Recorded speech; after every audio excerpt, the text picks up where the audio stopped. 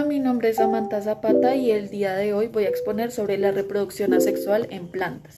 Antes de empezar a explicar este tema, tenemos que saber que existen alrededor de 300.000 especies de plantas, pero no todas ellas contienen los mismos órganos ni las mismas estructuras, ya que contienen diferentes características y diferentes formas. Debido a esto, también podemos encontrar diferentes tipos de reproducción vegetativa. La mayor diferencia en las plantas es saber si se reproducen sexual o asexualmente, ya que algunas plantas tienen semillas como otras no.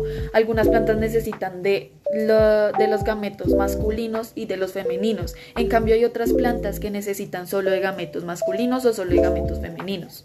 Esto se considera que si las plantas no tienen semillas se reproducen de manera sexual, pero si las plantas contienen semilla se reproducen de manera sexual.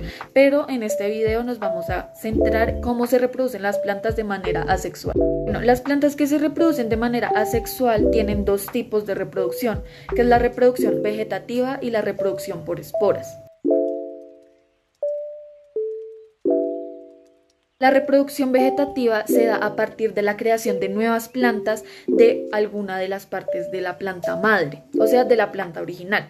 La mayoría de veces esto se realiza en las nuevas yemas del tallo de la planta. Esto se utiliza mucho en la horticultura y en la agricultura. Tener las yemas de la nueva planta, o sea, del tallo de la planta madre, es muy importante, ya que para esto se va a obtener la planta semejante a la original, porque sea muy productiva. Pero a su vez existen 4 tipos de reproducción vegetativa, que son tubérculos, estolones, bulbos y rizomas. Los tubérculos son tallos subterráneos donde acumulan muchos nutrientes para poder alimentar a la nueva planta y donde va a salir el nuevo tallo y la nueva raíz de la planta.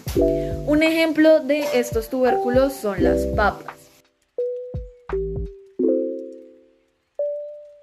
Los rizomas son tallos que crecen bajo tierra, los cuales le dan las nuevas yemas a la planta que va a salir, al igual que los estolones, pero estos dos tienen una gran diferencia. La diferencia entre los rizomas y los estolones es que los rizomas van subterráneamente y los estolones son superficiales.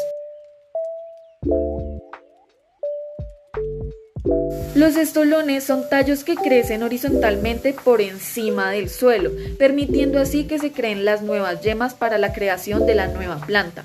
Un ejemplo de estos son las fresas. Por otro lado, de la reproducción vegetativa tenemos los bulbos. Los bulbos son tallos que están formados por hojas carnosas, aglutinadas y redondas, donde almacenan todos los nutrientes que se le van a brindar a la nueva planta, y de ahí salen los nuevos tallos y las nuevas raíces. Y un ejemplo de estos es el jacinto.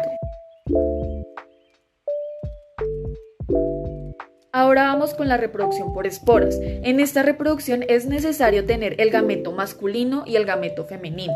Este tipo de reproducción, aunque sí intervienen los dos gametos, tanto femenino como masculino, no se produce un embrión en forma de semilla desde una flor, ya que estas plantas no poseen flores, sino que estas plantas producen esporas en las hojas, que se desprenden a través de los soros cuando la situación es propicia y caen al suelo, donde volverán a germinar y producirán una nueva planta.